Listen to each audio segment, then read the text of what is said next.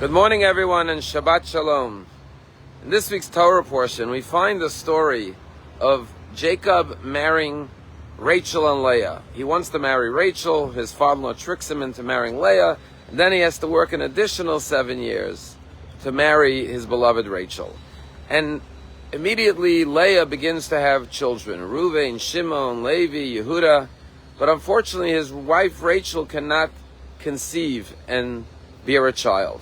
And at one point, out of pain and frustration, Rachel turns to her husband Jacob in an emotional cry and says, "Hava li banim, give me children, because if not, mesa anochi, it's as though I'm dead if I don't have children." And what is Jacob's response to the cry of his wife? He says to her, it says, "Vayichar af Yaakov berachel." Jacob's anger flares up against Rachel. And he says to her, "Hatachas Elokim ani, am I in the place of God that you're demanding of me to give you children? I'm not God. It's up to God."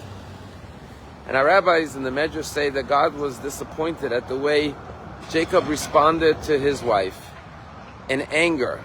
And therefore God said, "I will show you how to respond to someone who is in pain. Her child will teach you that lesson." And therefore our rabbis say that at the end of the book of Genesis, after the story of Joseph being thrown into the pit and sold into slavery, and he rises to become the viceroy of Egypt, the brothers come to buy food in Egypt, and Joseph says, "I am your brother Joseph. Is my father still alive?" And it says the brothers were humiliated, they were embarrassed, they couldn't respond to him because of the shame of what they had done to him.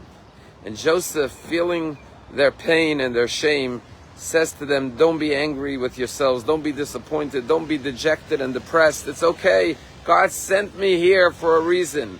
And Joseph uses the famous words that Jacob originally used. He says, "Hatachas Elokim ani, am I in the place of God that I would judge you, that I would seek revenge against you?" And our rabbis say in the Medrash that this is what God said to Jacob. When someone's in pain, like your wife, saying, "Give me children or else I'm dead," don't get angry at her and say, "Am I in the place of God?"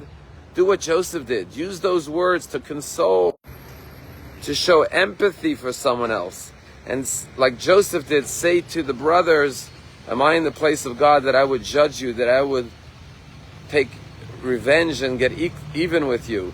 It's not my job. I am not God." And this powerful lesson teaches us that when someone is hurting, when someone is suffering, understand their pain, show empathy and compassion for that person, and use your words not to rebuke, not to be harsh, not to pour salt on their wounds, but on the contrary, to uplift them, to console them, and to comfort them the way Joseph did. It's a famous story about Lubavitcher Rabbi that a rabbi was once talking to him in a private audience. The rabbi asked him the following question. He said to the Rebbe, we know in Judaism the right hand is the most important hand. We always do things with the right hand. Tonight when we make Kiddush, we're going to put the Kiddush cup in our right hand, not in our left hand. If that's the case, he asked the Rebbe, why is it that when God designed the human body, he put the heart on the left side, not on the right side? The Rebbe said to him, that would be a wonderful question.